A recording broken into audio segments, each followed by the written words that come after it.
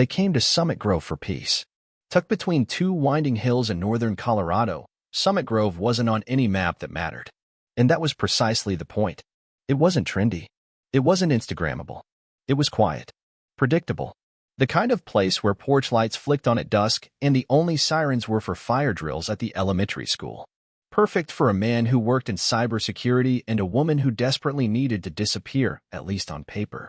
Miles Reed was the first to fall in love with the place. It had fiber internet, a two-car garage, and not a single pothole in sight. For him, that was paradise. For Alexis, his wife, the appeal was a little different. After nearly a decade buried under classified operations, black site deployments, and not-so-friendly fire, Alexis didn't just want peace, she craved anonymity. Her military record was sealed so tight even her parents didn't know the full story. And that was how it needed to stay. Officially, she was a logistics liaison for the Army. Unofficially, she was Delta Force, trained to neutralize threats without leaving a trace. And now, she just wanted to mow her lawn in peace. For a while, they had it. Summit Grove offered all the right things: trimmed sidewalks, polite nods, dog walkers with biodegradable bags. There were potlucks and weekend yoga and a suspiciously cheerful mailman who waved like his life depended on it. The HOA sent out monthly newsletters that looked like they were designed in Microsoft Word 2003, and the biggest controversy at the last community meeting had been about garden gnome height restrictions. Until she showed up. Sandra Whitmore. Mid-50s. Blow-dried hair. Permanently sunburnt scowl. Technically not the HOA president, but spiritually it's God. Nobody elected her, but everyone knew her. Her power came not from office, but from obsession, and a clipboard that seemed surgically attached to her hand. The first time Alexis saw her, Sandra was berating a family for having solar-powered fairy lights on their balcony past the 9 p.m. HOA light curfew. She stood with one hand on her hip and the other jabbing at her clipboard like a prosecutor mid-closing argument. Alexis clocked her in an instant. Authoritarian complex, low impulse control, high need for validation. Dangerous in the field. Even worse in a neighborhood. Let it go, Miles had said that night. Alexis had smiled. I'm trying. But the thing about quiet places is they echo. And soon, every whisper, every rumor, every sideways glance in Summit Grove would have Sandra's fingerprints on it. It wouldn't happen all at once. Tyranny never does. It starts with a clipboard. It ends with a gun. The first shot across the bow wasn't a bullet. It was a letter. Folded neatly in a beige HOA envelope, it arrived on the Reeds' doorstep exactly 19 days after they moved in. The tone was sugar-coated menace. Dear resident, it has come to our attention that a decorative item in your front yard does not comply with Summit Grove's aesthetic continuity guidelines. The offending object? A 12-inch garden statue, a stone owl that Alexis' late grandmother had given her. Not gaudy. Not fluorescent. Just a simple sentinel nestled near a flower bed. Miles chuckled when he read the letter. Alexis didn't. She's testing us, Alexis said flatly. It's a bird made of rock. We're not taking it down. They didn't. 3 days later, a second letter arrived, this time citing non-compliant hedge uniformity. Miles had trimmed the bushes by hand. Carefully. Deliberately. But Sandra's eyes, it seemed, were sharper than his shears. At first, they tried to play nice. They showed up at the next HOA meeting, sat quietly in the back, and waited their turn to speak. Sandra, of course, dominated the room. She flipped through pages of printed bylaws, highlighted annotations, and what looked suspiciously like self-written amendments. We have standards, she said, chin high. Summit Grove isn't just a place to live. It's a community. That means we follow rules. Actual rules, Miles replied calmly, holding up the official handbook. Not rules made on the fly. A few neighbors nodded. Most just avoided eye contact. Sandra sneered. Maybe you have an outdated copy. Alexis leaned forward. Then why don't you provide the updated one to the whole neighborhood? Silence. Then Sandra smiled the kind of smile people give before they light a match. I will. And she did. Within a week, the entire community received a new version of the rules. No HOA stamp. No official board approval. Just a slick PDF attachment titled Unified Neighborhood Standards, compiled by community leadership. Leadership, of course, meant Sandra. She'd created her own doctrine. And to some, especially the conflict-averse, it was easier to obey than to resist. But not the Reeds. Alexis began documenting everything. Every letter. Every suspicious phone call. Every early morning shadow lingering near their mailbox. Miles installed 2 more security cameras and began encrypting their home network just in case. Not because they were paranoid, but because they were practiced. They'd seen what control freaks could do when left unchecked. They just hadn't realized yet that Sandra was only getting started. It started with an email blast. Subject line: Neighborhood Watch 2.0, Summit Grove Security Initiative. Body text: Dear residents, in light of recent concerns regarding safety and order, we are proud to announce the formation of the Summit Grove Safety Patrol. This community-led task force will help monitor and maintain compliance with community regulations. Our goal is simple: to keep Summit Grove safe and beautiful. The signature at the bottom: Sandra Whitmore, Community Enforcement Liaison. It wasn't funny. It should have been. But Alexis had read enough after-action reports and failed state case studies to know how quickly something unofficial could spiral out of control. 3 days after the email, they arrived. 4 of them. Matching navy polos with HOA Police embroidered across the back in bold block letters. Clipboard carriers. Sunglass wearers. Rule enforcers. There was Rod, a retired janitor who now fancied himself a field commander. Barry, who once tried to sell knives door-to-door and never quite recovered from the rejection. Trina, a perky Pilates instructor with a mild god complex. And finally, Keith, the wild card. The one who called himself a security specialist, but had been fired from every job involving a uniform. They began their rounds slowly, taking notes, snapping photos, issuing informal citations tucked into mailboxes like mafia warnings. When Miles received one for a potential oil stain in their driveway, he nearly laughed. Alexis didn't. This is her escalation, she said. She couldn't force control through paperwork. So now she's building an army. A very dorky, poorly trained army, Miles muttered. Which makes them unpredictable.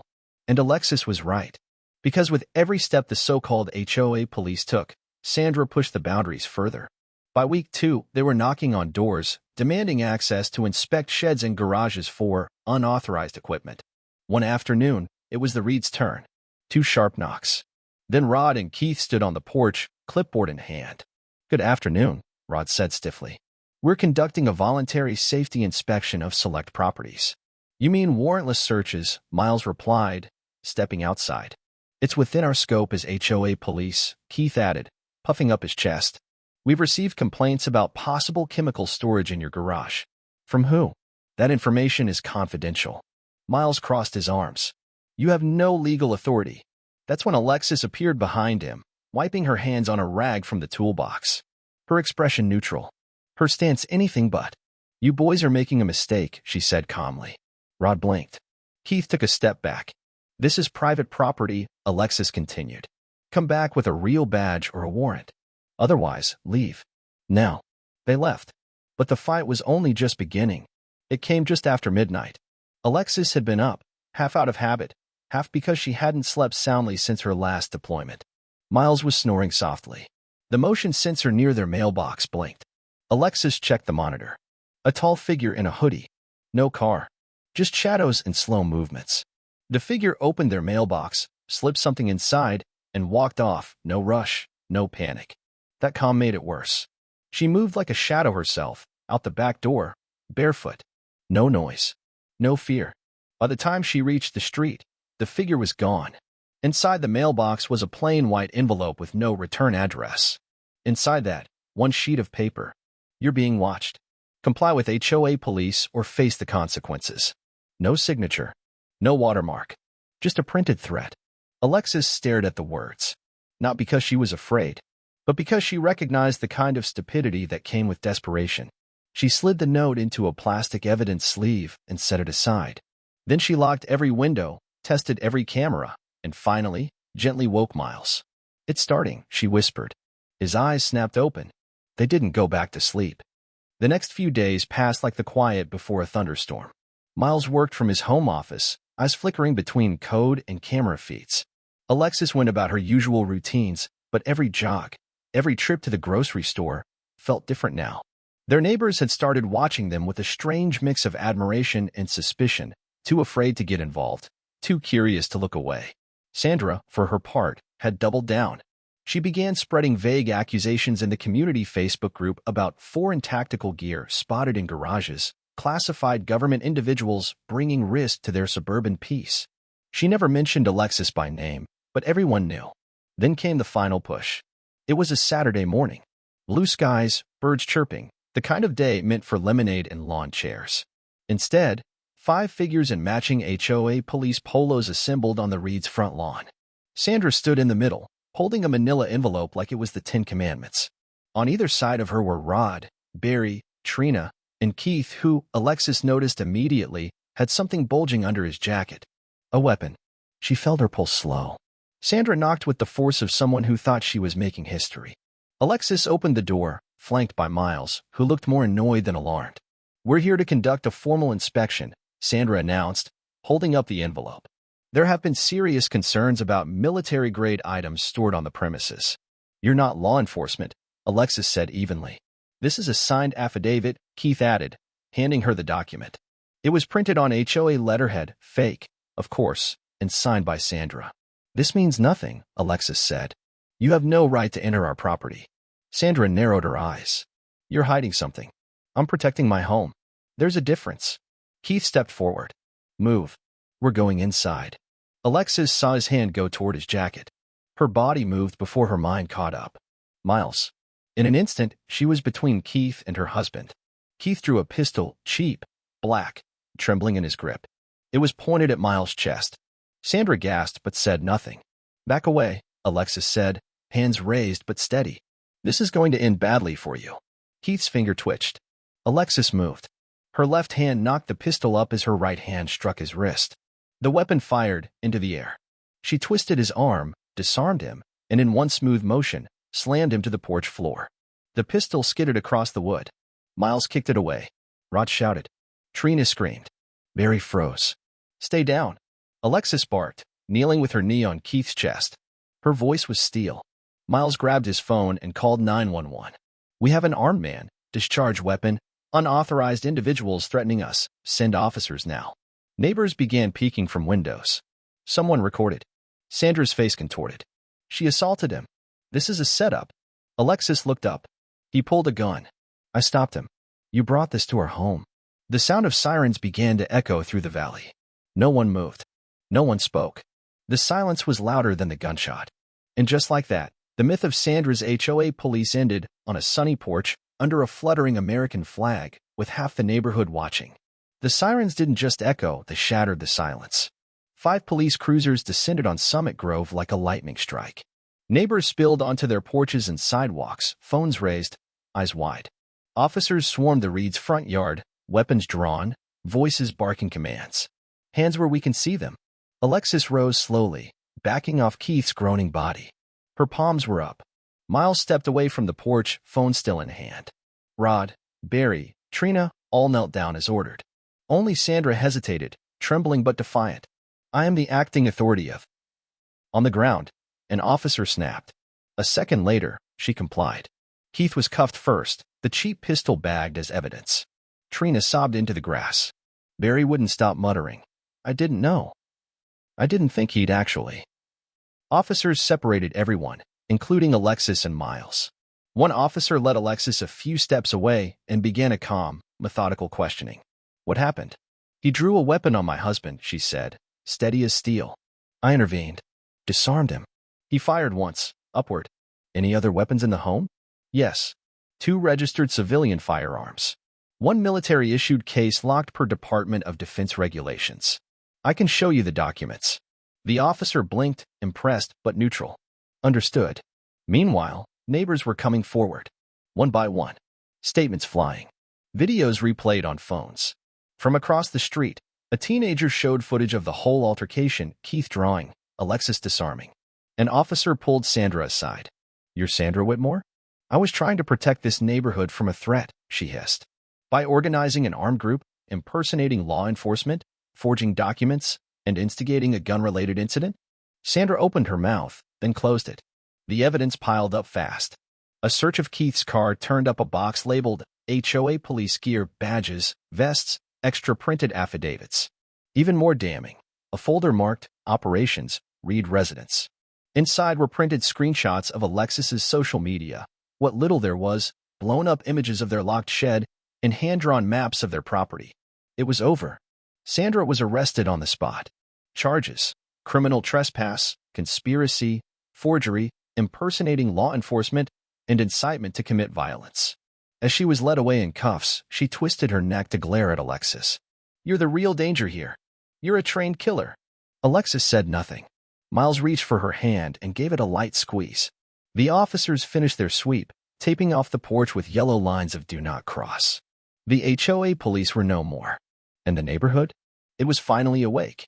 The days that followed felt like walking through a neighborhood waking up from a long, uncomfortable dream. People who once kept their heads down now crossed the street to thank Alexis and Miles. Some brought cookies. Others left apology notes. A few couldn't meet their eyes, but they kept their distance. The police presence lingered. For the first time, the real kind. 2 patrol cars now made regular sweeps through Summit Grove. Not because Alexis or Miles had asked, but because the department deemed it necessary after what happened. It wasn't just about the gun. It was about the rot that had taken root quietly under everyone's nose. News vans appeared within 48 hours. Local headlines ran stories with titles like "Suburban Vigilantes, When HOA Power Goes Too Far." "Delta Force Meets HOA Madness." "A Neighborhood Saved by One Woman's Training."